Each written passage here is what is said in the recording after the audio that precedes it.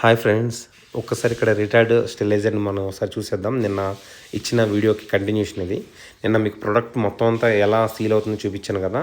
After ఆ production అయిన తర్వాత ఈ రిటైర్డ్ స్టెరిలైజేషన్లోకి మనం ప్రొడక్ట్ని పంపిస్తాము. ఎందుకంటే అది స్టెరిలైజ్ అవ్వాలి కాబట్టి. ఒక్కసారి లోపలంతా వెరిఫై చేయండి.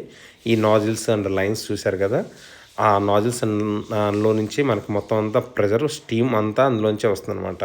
మీకు ఒకసారి నేను వాటర్తో ఆన్ చేసి కూడా చూపిస్తాను చివరిలో. ఒక్కసారి రిటార్డ్ని ఎలా ఆపరేట్ చేయాలనేది ఇక్కడ మానిటర్ ద్వారా చూద్దాం. ఈ మానిటర్లో మీకు కనిపించే కంట్రోలర్స్ మొత్తం అంతా రిటార్డ్ ఆపరేషన్కి యూజ్ చేసే మాడ్యులర్స్ అనమాట. ఒకసారి అది కంట్రోలర్ చూస్తే కనుక దాంట్లో మనకి సిఆర్ఏ పంప్ ఆను, స్టీమ్ ఆను, వెంట్ ఆను ఇవన్నీ కనబడుతూ ఉంటాయి. ఇది మాన్యువల్లో సెట్ చేసుకోవచ్చు, ఆటోలో కూడా పడేయచ్చు. ఒక్కసారి కనుక మనం దీంట్లో కంట్రోలర్ చూసుకుంటే కనుక ఈ కంట్రోలర్స్లో కూడా మన టెంపరేచర్ని మనకు కావాల్సిన విధంగా మనం మాడిఫై చేసుకోవచ్చు.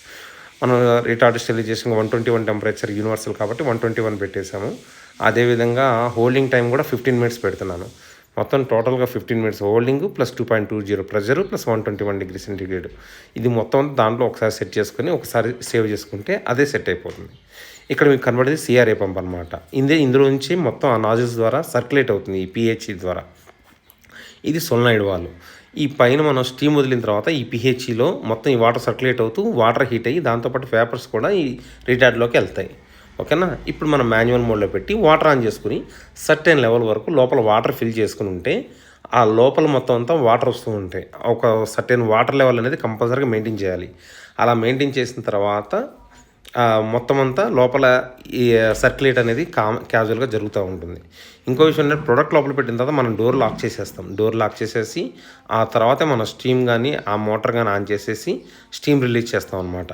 ఓకేనా. ఇప్పుడు చూడండి, నేను జస్ట్ క్యాజువల్గా ఆన్ చేసి పెట్టాను, ఓపెన్గా పెట్టేసి ఎట్లా ప్రెజర్ ఎట్లా వస్తుందో చూడండి. లోపల స్టార్ మోడల్లో మొత్తం నాజిల్స్ పర్ఫెక్ట్గా కుడుతున్నాయి.